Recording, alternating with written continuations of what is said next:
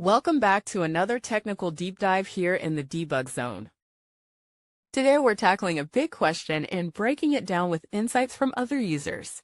Hopefully this clears up some misconceptions and helps you get the answer you need.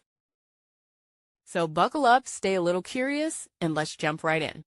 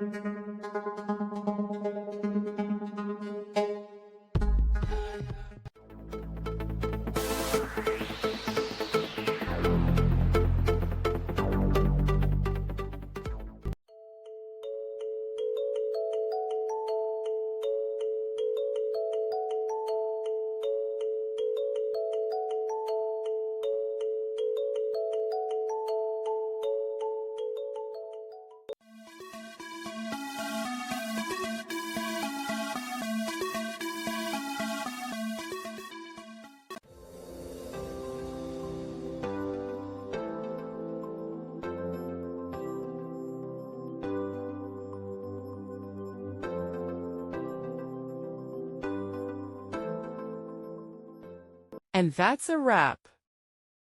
I hope you found the answer you were looking for. If you did, take a second to hit that subscribe button. It really helps out. And let me know in the comments which solution worked best for you. See you next time in the debug zone.